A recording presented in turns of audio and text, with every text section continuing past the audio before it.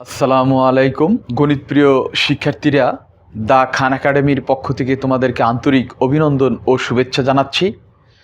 আজকে আমরা ষষ্ঠ শ্রেণীর 4.1 পর্বের সপ্তম পর্ব সমাধান করব। সপ্তম পর্ব রয়েছে 2 নম্বর প্রশ্নে রয়েছে যে প্লাস মাইনাস ইন্টু ডিভিশন চিহ্নের সাহায্যে লেখো, অর্থাৎ এই প্রক্রিয়ার 4টা প্রক্রিয়া চিহ্ন ব্যবহার করে আমাদের এই নিচের 2টা প্রশ্ন সমাধান করব। আমরা এখন রোমান সংখ্যা 7 এবং 8, 2-এর 7 এবং 8 প্রশ্ন সমাধান করব। ইতিপূর্বে ভিডিওগুলোতে আমরা সমাধান করেছিলাম 1 থেকে রোমান সংখ্যার 1 থেকে 6 পর্যন্ত। এখন 7 এবং 8-এর সমাধান করব। 6 নম্বর প্রশ্নে রয়েছে 2কে x দ্বারা 5কে y দ্বারা 3কে z দ্বারা ভাগ করে প্রাপ্ত ভাগফলগুলোর যোগ। একটু মনোযোগ দিয়ে যদি তোমরা খেয়াল করো তাহলে অত্যন্ত সহজ মনে হবে। দেখো, 2কে x দ্বারা ভাগ করতে বলছে, 5কে y দ্বারাও আবার ভাগ করতে বলছে, 3কে আবার z দ্বারা ভাগ করতে বলছে, ভাগ করে উক্ত ভাগফলগুলোর যোগ করতে বলছে। এটাই, তাহলে আমরা সমাধান করে দিই। অত্যন্ত সহজ একটি প্রশ্ন। সমাধান এখন 2কে x দ্বারা ভাগ, তাহলে আমরা লিখব 2কে x দ্বারা ভাগ হলো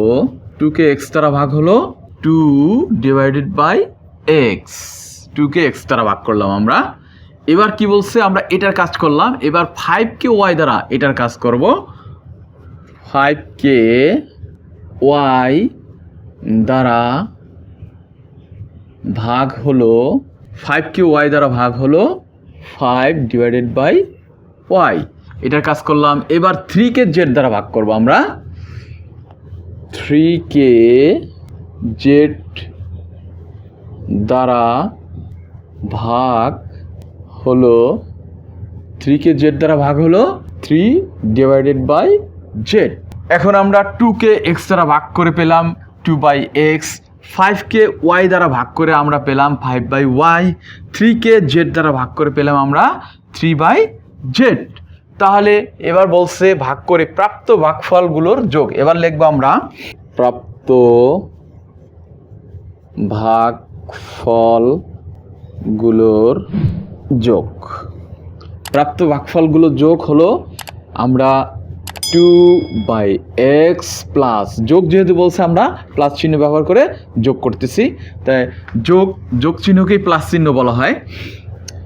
এরপরে 5y প্লাস 3, অতএব নির্ণয়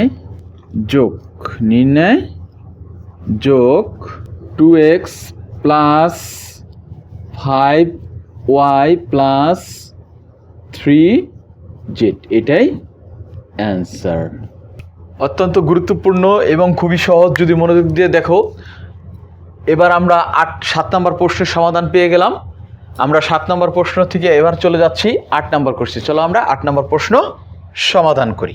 এবার আমরা জানবো 8 নম্বর। এই 8 নম্বর কোশ্চেন আছে a কে b দ্বারা ভাগ করে ভাগফলের সাথে 3 যোগ। এখানে দেখি আমরা a কে b দ্বারা ভাগ করে ভাগফলের সাথে 3 যোগ করতে বলছে। আমরা কাকে a কে b দ্বারা ভাগ করব? a কে b দ্বারা ভাগ করব। তাহলে এটা সমাধান করি আমরা। সমাধান a কে b দ্বারা ভাগ হলো a কে b দ্বারা ভাগ হলো a ডিভাইডেড বাই b। আমরা a কে b দ্বারা ভাগ হলো a কে b দ্বারা ভাগ করে ফেললাম, a বাই b আমরা পেয়ে গেলাম। এরপরে বলছে ভাগ করে ভাগফলের সাথে 3 যোগ। তাহলে আমরা লিখব ভাগফলের সাথে 3 যোগ। ভাগফলের সাথে 3 যোগ। তাহলে আমরা এই যে এটা তো ভাগফল পেলাম, তাহলে আমরা ভাগফলটা আগে লিখব। তারপর বলছে ভাগফলের সাথে কথা, কারণ আমরা প্লাস চিহ্ন দিব, তারপরে 3 যোগ করে দেব। এই তো 3 যোগ করে দেব। অতএব নির্ণয় যোগ এ ডিভাইডেড বাই বি প্লাস 3, এটাই অ্যান্সার। তাহলে আমরা আরেকটু ক্লিয়ার হওয়ার জন্য জিনিসটা আরেকটু বুঝি।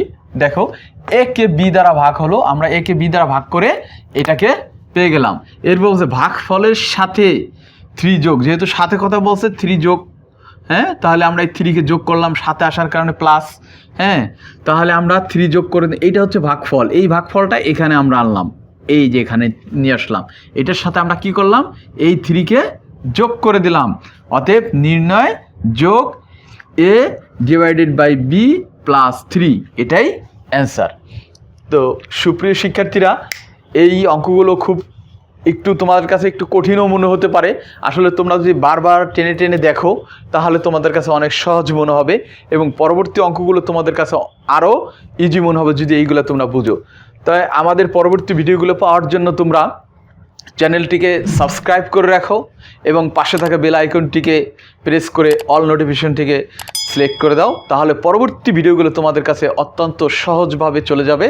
তোমরা আর এই অঙ্কগুলো খুঁজতে হবে না, তোমরা পেয়ে যাবে এবং পরবর্তী ভিডিওর জন্য তোমাদের সাথে অপেক্ষায় থাকো। এরপরে দেখা হবে। Thank you very much, thank you all, আল্লাহ হাফেজ।